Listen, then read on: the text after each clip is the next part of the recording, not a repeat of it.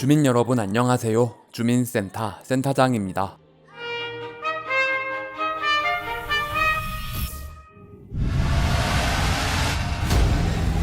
올해 최고의 기대작 오징어 게임 시즌2의 황동혁 감독. 다시 게임에 참여하시겠습니까? 한국 영화 역사상 가장 강력한 메시지를 던진 그의 두 번째 장편 영화. 공지영 작가 동명의 소설을 그대로 영화화한 도가니입니다. 세상 그 어떤 영화보다 무서운데 이게 실화라는 것에 경악을 금치 못했던 영화. 광주 인화학교에서 벌어진 충격적인 사건을 다루면서 개봉 후 2개월 만에 경찰은 사건을 재수사하고 국회에서는 관련 법을 제정했으며 교육청에서는 다음해 해당 학교의 법인 허가를 취소하면서 문을 닫게 만들었죠. 감독은 이 사건을 알리는 것에 그치지 않고 이 끔찍한 사건이 어떻게 묻혀져 갔는지 알리고 싶었다고 합니다.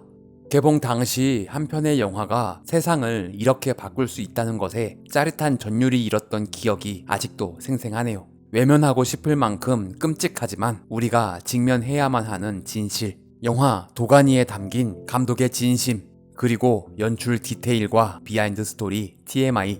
지금 주민 시작합니다. 언제나 줌센의 영상은 영화를 먼저 보고 나서 보시는 걸 추천합니다. 광주 영화 1, 무진 영화 1. 안개가 짙은 어느 산골. 원래 사건이 일어난 곳은 광주 광역시이지만 소설과 마찬가지로 영화는 가상의 도시 무진시로 설정했습니다. 소설 무진기행과 같은 이름으로 안개가 짙은 나루라는 뜻이죠. 광주광역시의 옛 이름이 무진군이었다는 사실과 연관이 있기도 하네요. 안개 때문에 지금 어딘지도 모르겠어. 원래 무지 안개가 많이 끼는 동네 아이가. 영화의 첫 씬은 촬영 첫날 강원도 화천에서 촬영했습니다. 이곳은 가평에서 화천으로 이어지는 도로에 있는 화학 터널입니다. 무진시로 들어가던 인호가 고라니를 치는 장면은 원작 소설에는 없었는데 영화 초반에 임팩트를 주기 위해 감독이 추가한 설정입니다. 고라니와 한 아이의 죽음을 교차 편집해 앞으로 벌어질 상황에 대한 상징성을 부여했습니다. 공유 배우는 첫 촬영이라 긴장도 하고 두렵기도 해서 무진으로 들어가는 인호의 마음을 표현하는데 도움이 됐다고 하는데요. 사실 이 영화는 공유 배우가 먼저 소설을 읽고 영화로 만들자고 제안했습니다. 이후 회사가 판권을 사고 감독에게 연출을 제안했다고 하네요. 감독은 소설 속의 인호가 무기력한 중년의 루저 느낌이었는데 젊고 잘생기기까지 한 공유 배우에게 이 역이 어울릴까 고민했다고 하는데요. 막상 공유 배우를 염두에 두고 시나리오를 써보니 젊은 순수함이 오히려 더 좋았다고 합니다.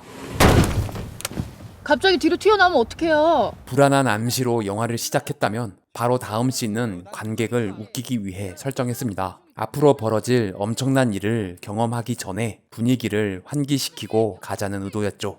내가 여자라고 대충 이렇게 눈치려던 것 같은데 사람 잘못 골랐어요. 서유진 역은 원작에서 무진시에 사는 인호의 선배라는 설정이었습니다. 원래는 중년의 차분한 싱글맘이었는데 당돌하고 통통 튀는 젊은 여성으로 바꾸고 순수하면서 선해 보이는 4차원의 이미지까지 가진 정유미 배우를 캐스팅했습니다. 인호가 차분하고 가라앉아 있는 캐릭터니까 균형을 맞추기 위해 활력을 넣어주는 역할이 되길 바랬다고 하는데요. 이 사람 아주 소주를 들이부었어. 어떡할 거야 이거.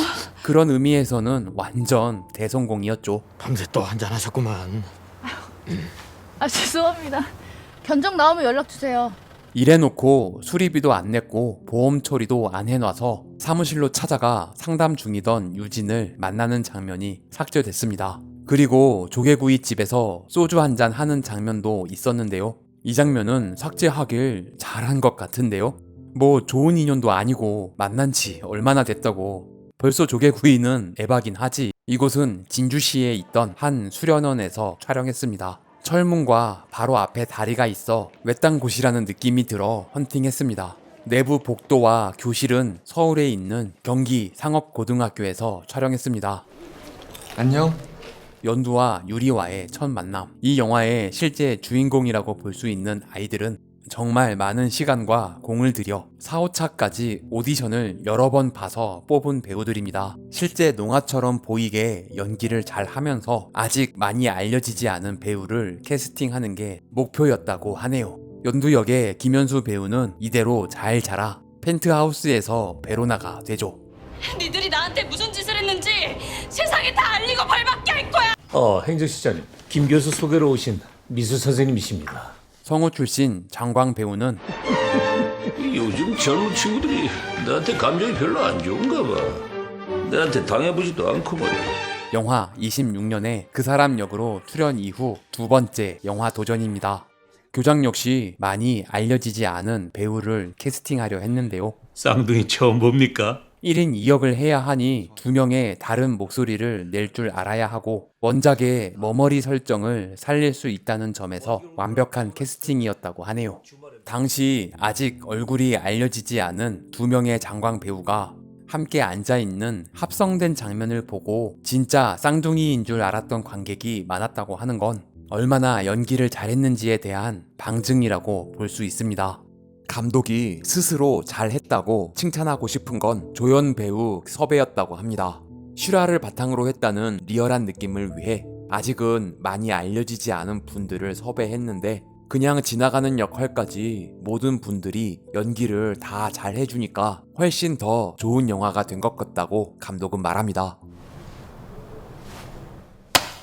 지금 장난해? 이 장면 역시 심각하게 무거워지기 전에 마지막으로 웃기기 위한 설정입니다. 선생 자리를 맨입으로 얻을 생각이었어? 하이파이브 설정을 먼저 정한 후 500은 좀 적고 5천은 큰 액수인 것 같아 고민했다고 합니다. 500도 아니고 5천이나. 조사 과정에서 대학 전임 교수 자리라면 5천을 요구하는 것도 가능하다는 사실을 듣고 대학 교수는 아니지만 좀 과한 금액으로 설정했습니다. 한입 베어먹은 사과를 그리는 건 애플의 스티브 잡스에 대한 오마주였다고 합니다. 공유 배우도 몰랐던 감독 혼자만의 설정이었다고 하는데요. 사과 옆에 맥북을 펼쳐 놓을까까지 생각했다가 그건 너무 광고처럼 보일 것 같아 맥북 설정은 삭제했다고 하네요. 그리라고 갖다 놓은 사과를 먹어버리는 유리는 원작에서도 식탐이 강한 7살의 정신연령을 가진 아이로 설정되어 있습니다. 영화에서도 항상 뭔가를 먹고 있죠. 야, 너 수업 시작한 지가 언젠데 이제 들어와? 어디선가 심하게 당한 얼굴로 나타난 민호. 그 녀석 동생이 며칠 전에 기차 사고로 죽었어요. 영화 초반 기차 사고를 당한 소녀는 민호의 동생이었습니다. 민호 역시 오디션을 통해 뽑았는데 처음 봤을 때 느꼈던 아이 같지 않은 그늘진 얼굴과 사연 있어 보이는 표정 때문에 백승환 배우를 캐스팅했다고 합니다. 그런데 촬영하는 3개월 동안에도 계속 폭풍 성장하더니 나중에는 거의 아이돌급으로 잘생겨지는 걸 보고 당황했다고 하네요. 백승환 배우는 최근 범죄도시 4에 조성재 역으로 출연하는 등 활발한 활동을 이어가고 있습니다. 여기 애들을 보통 애들이랑 똑같이 생각하시면 안 돼요. 박보연 선생 역의 김민상 배우. 개봉 당시 감독은 쌍둥이 교장도 그렇고 악역이 너무 전형적이라며 너무 의도적으로 인상이 안 좋은 사람을 캐스팅한 게 아니냐는 질문을 들었다고 합니다. 사실 의도적으로 너무나 평범하고 착해 보이는 사람을 캐스팅한 거였는데 이런 질문을 받으니 좀 서운하기까지 했다고 하네요. 이 역시 그만큼 영화를 잘 만들었다는 방증이 될 수 있겠네요. 저도 벌써 여기서 10년째 애들하고 살부비고 지냈는데 영화를 끝까지 보면 이 대사가 얼마나 소름 돋는 대사인지 느끼게 됩니다. 아버지는 금치산자에 엄마는 행방불명.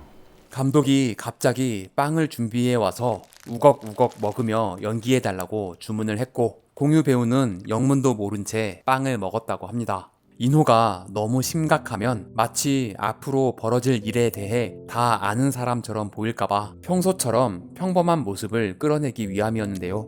배우에게 이유를 설명하면 그걸 연기하려고 하는 모습이 나올까봐 그냥 자연스럽게 빵을 먹으라고만 주문했다고 합니다.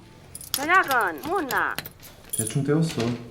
감독이 사투리까지 잘 살려 상대역 대사를 잘 받아줘서 둘이 실제로 통화하며 찍었다고 합니다. 돈 구했어? 돈 찾을 때 꼭 새 돈으로 돌락해라. 복도에 울려 퍼지는 이상한 소리. 원작 소설에 비명도 아니고 울음도 아닌 묘한 소리가 들린다고 묘사되어 있는데 감독은 이 인상 깊은 장면이 영화로 만들고 싶은 이유 중 하나였다고 합니다. 농아가 지르는 절규를 화면으로 표현하고 싶었다고 하네요. 원작에서는 다른 농인들도 복도를 지나다니지만 인호만 이 소리를 들을 수 있다는 설정이었는데 실제 농인분들을 모셔 촬영을 해보니 아무래도 전문 연기자가 아니라 어색해서 인호 혼자 걷는 버전을 사용했다고 하네요. 처음 오셔서 아직 잘 모르시나 본데 여기 애들은 심심하면 막 이상한 소리를 지르고 놀아요. 애들이 도대체 말을 들어먹어야 말이지. 말을 하면 못합니까? 애기들이 듣지를 못하는데. 처음엔 모든 배역이 전라도 사투리를 쓸까 고민했었는데 어느 사회에서도 일어날 수 있는 사건이라는 의미로 특정 지역색을 드러내지 않기로 결정했다고 합니다. 유일하게 장영사만 지역 토박이의 느낌으로 사투리를 쓴다는 설정인데요. 서울분이라고 들었는데 적응이 좀 되셨나 모르겠습니다. 사투리가 부각되지 않게 살짝만 써달라고 주문했다고 합니다. 이 동네가 이래도 남자들이 놀기엔 제법 솔솔하고 괜찮합니다. 그걸 이렇게 잘 소화해내는 인천 출신 엄효섭 배우입니다. 맞을 때도 예의를 지키라고 그랬지? 감독이 중학생 시절 담임을 모티브로 설정했다고 합니다. 옛날엔 이런 게 사랑이라며 애를 이렇게 패는 선생이 많았죠. 우리 마음 좀 열고 살자. 야, 너 거기서 뭐해? 아무것도 못 듣는 아이. 당연히 안전장치와 와이어를 설치하고 앉혀놨습니다. 놀라게 해서 미안해. 네가 걱정이 돼서 그랬어. 어? 지금까지 수어로 말을 거는 선생이 많지 않았기에 수어로 말을 거는 인호에게 마음을 열기 시작했다는 설정입니다. 아이가 있던 기숙사 방은 서울의 경기상업고등학교에서 찍었고 지하로 내려가는 이 계단은 진주의 수련회 건물에서 찍었습니다. 원작에서는 세탁기 속에 팔을 넣는 설정이었는데 좀 애매해서 머리를 넣는 것으로 각색했다고 합니다. 당신 뭐하는 짓이야?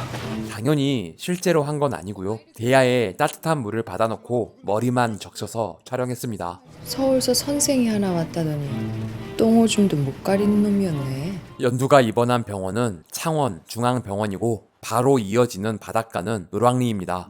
당한 애들이 연두 말고도 더 있어요. 가해자도 더 있더라고요.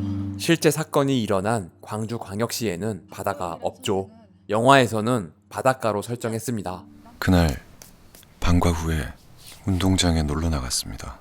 원래 촬영 콘티는 표정이 보이도록 손과 얼굴을 함께 잡는 컷이었는데 막상 촬영해보니 손을 얼굴까지 올리는 동작이 많지 않아서 손이 더 중요하다고 판단해 손 위주로 촬영했습니다. 교장실로 절 데리고 갔습니다. 감독이 어항을 좋아해서 교장실에 수족관을 만들었다고 합니다. 처음엔 열대어를 넣으려 했으나 관리를 제대로 못하면 촬영 중에 죽을까봐 인조 해파리로 바꿔서 묘한 느낌도 만들고 제작비도 많이 절감했다고 하네요. 소름 끼치는 장면이지만 사실 연출부 난자 스텝의 배라고 합니다.